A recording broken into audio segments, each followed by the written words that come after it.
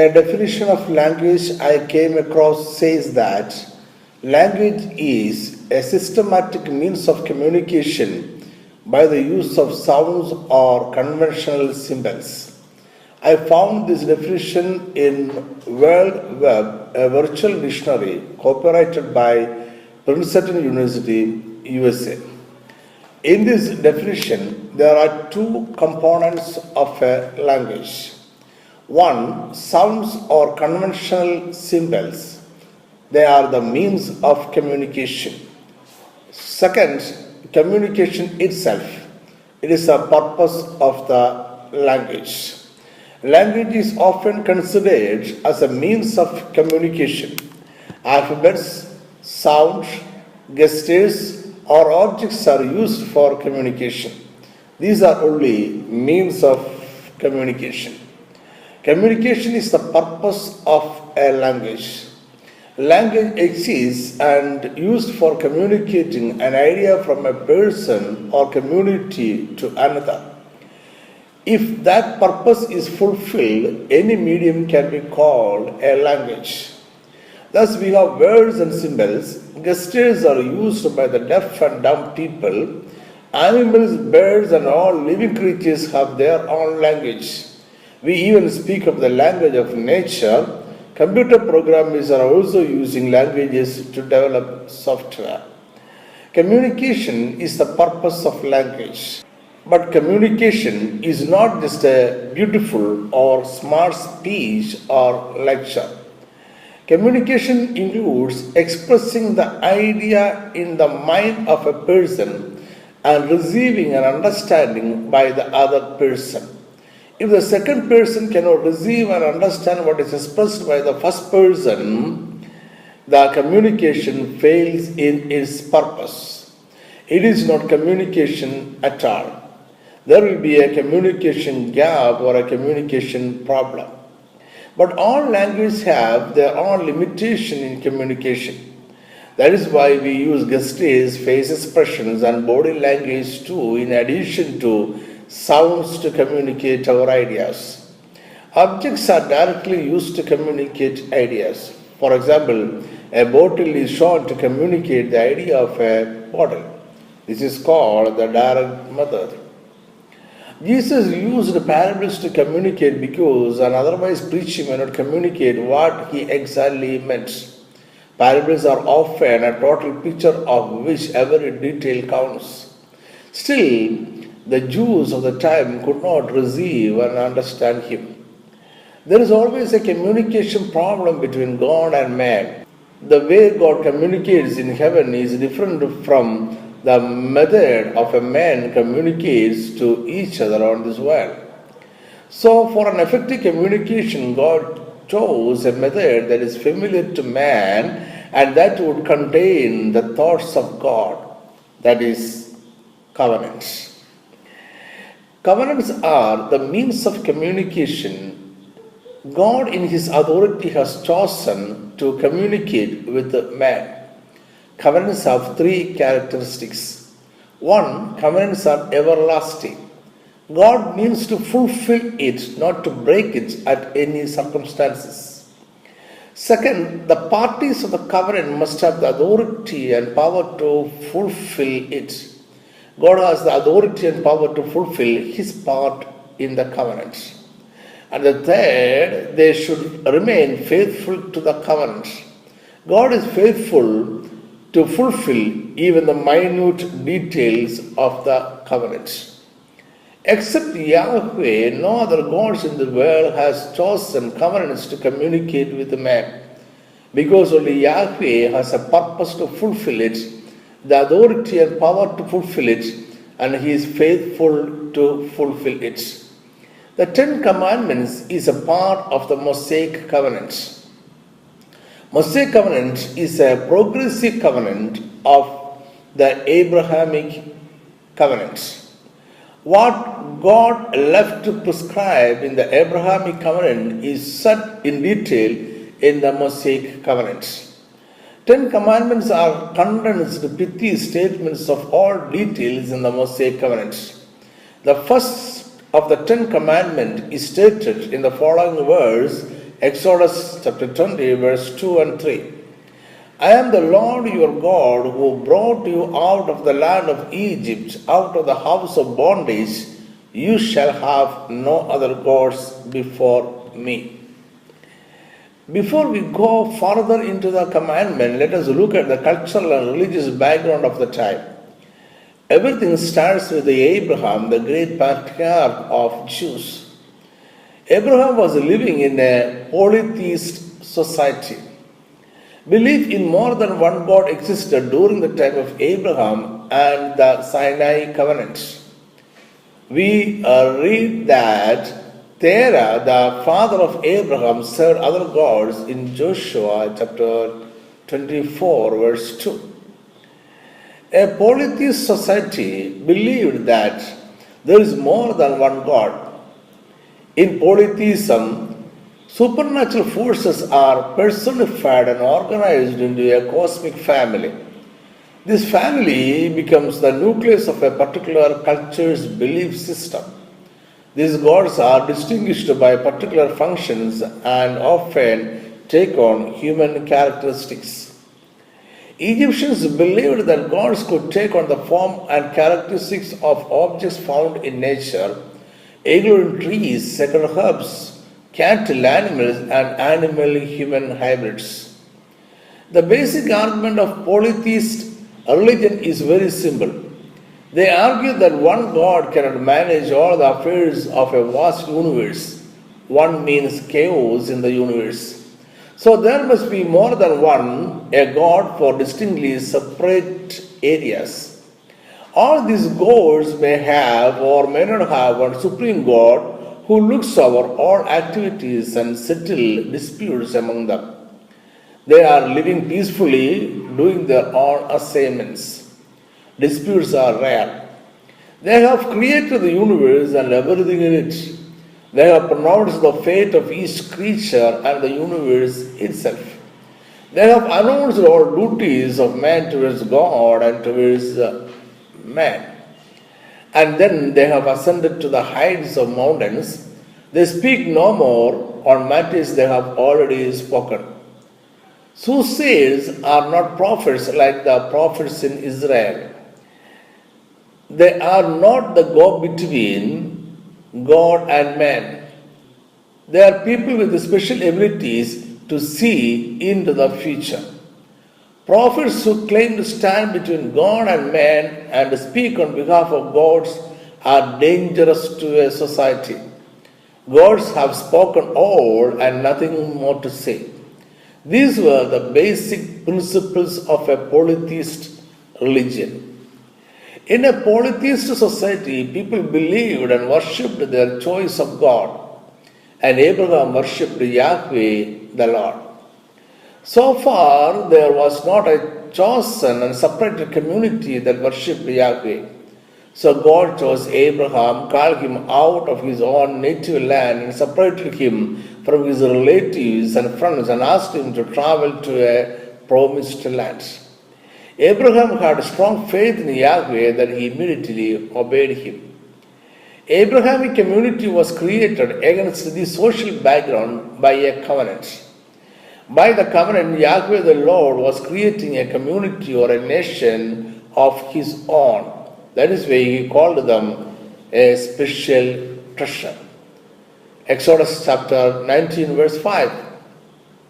Now therefore, if you will indeed obey my voice and keep my covenant, then you shall be a special treasure to me above all people, for all the earth is mine. In Exodus chapter 20, we find the rescued Israelites having the first meeting with their Yahweh, the Lord, as a community and as a nation at Sinai. God here affirms the Abrahamic covenant and makes further progressive revelations. This is called the Mosaic covenant. God starts the covenant with the first principle that defined the relationship with Yahweh.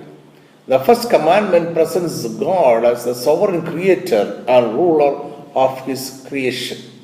Exodus 20, verse 2 and 3. I am the Lord your God who brought you out of the land of Egypt, out of the house of bondage. You shall have no other gods before me. The KJV and the NKJV both translate Exodus 23 as, You shall have no other gods before me. This translation is misleading. It gives us room to think that other gods are permitted as long as the Yahweh is first in importance. Many like to interpret it as merely setting the priority of worship of Yahweh. There is a danger in that allows you to worship anything else as the second. This is not what God meant. God permits no other gods at all. There are some other translations that show the intent more correctly. James Moffat, a Scottish theologian, translates it as, You shall have no gods but me. The Knox translation has, Thou shalt not defy me by making other gods thy own. The Spiral translation reads, You shall have no other gods beside me. Finally, the New English Bible renders it, You shall have no gods to set against me. This makes it very clear that God will not share his position, his glory and praise with any competitors. Yahweh the Lord is commanding Israelites to worship him and him alone. Now, why did God particularly tell the Israelites that Yahweh is their only God? God knew that he was talking to a community who had been living in a polytheist society. Canaan, the land to which they were going, also had many gods. All these gods had particular names to distinguish each other. There are hints in the book of Exodus and Joshua that they even worshipped the Egyptian gods along with Yahweh while they were in exile. God here wants to put a stop to such practice and bring them to a monotheist community. So the first commandment leaves no doubt as to the name of the God they should worship. It further leaves no doubt as to the identity of the God who brought them out of slavery in Egypt. God introduces himself by name to establish his authority behind the stipulations that follows. God exists and his proper name is Yahweh. The reason to worship him is the great redemption from slavery. And Yahweh is the God who has redeemed them from slavery. Yahweh alone did it. Since Yahweh alone freed Israel from Egypt, he is Israel's king and the legislator. Thus, they are his possession and he has a legal right to demand their worship. The covenant follows a pattern of an ancient suzerain treaty popular in the Middle East. A suzerain was a sovereign or a king. The great king stated his identity, outlined what he had done for his prospective vassal, and promised future protection. On these grounds, and the basis of this, he demanded exclusive loyalty and laid down certain obligations for his subjects. Often the list of obligations contained curses and blessings. By the Sinai covenant, Yahweh is formally acknowledged as Israel's king. Yahweh, the great monarch, accepts Israel as his subjects under the suzerain treaty. So they are expected to render complete submission, allegiance, and obedience to him out of gratitude for his past mercies, respect for his sovereignty, and trust in his ongoing care. The covenant establishes an exclusive relationship in which the subject population may have only one sovereign. Ancient oaths and treaties prohibit subjects and vassals from accepting alternative or additional sovereigns or protectors. The Ten Commandments are an introductory summary of the law. It is a central core of the lengthier law of Moses. The essence of the law is outlined for us first, and then more detailed documentation of law will follow. The Decalogue was inaugurated and promulgated at Sinai for the first time, but the laws were not newly created or introduced. The book of Genesis reveals the fact that these formalized laws were already followed or assumed as a moral standard. That means all 10 commandments had been part of the law of God previously written on the hearts of the people. Genesis 35 verse 2 we read, "And Jacob said to his household and to all who were with him, put away the foreign gods that are among you, purify yourselves and change your garments." In the above verse, Jacob is commanding his family to put away all other gods. 10 commandments were codified in Exodus chapter 20. And writing these laws on stones reveals the permanency of it. Yahweh made these commandments mandatory in his kingdom. Bring ye all the tithes into the storehouse, that there may be meat in mine house. And prove me now herewith, saith the Lord of hosts, if I will not open you the windows of heaven, and pour you out a blessing, that there shall not be room enough to receive it. And I will rebuke the devourer for your sakes, and he shall not destroy the fruits of your ground, neither shall your vine cast her fruit before the time in the field, saith the Lord of hosts. And all nations shall call you blessed, for ye shall be a delightsome land, saith the Lord of hosts.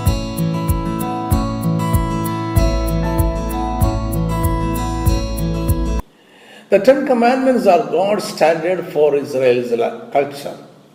By giving Israel the Decalogue, God was prescribing the moral base for their culture. Israel had just emerged from the Egyptian culture. As a persecuted minority in Egypt, their culture was perhaps easier to shrug off when they left that land. On the other hand, God's people should not adopt the Canaanite culture. Thus, God gave the law to Israel to dictate not only individual conduct, but to establish a corporate code of behavior. What shall we conclude? Yahweh started the covenant with his servant nation Israel, demanding an absolute allegiance to him. He is the only God who can deliver them, and he alone has delivered them from the slavery. He does not work in partnership with other lesser gods. So he is the king and the only king of covenants. So Yahweh demands total allegiance to him. Like the Israelites, we all enjoy peace, health, material prosperity, and everything in this world because of Yahweh the Lord. We are free from the slavery of Satan because God delivered us. So we are exhorted and commanded to worship Yahweh and Yahweh alone without sharing the glory of all blessings with anyone else. May God bless you and meet you next Sunday. Thank you.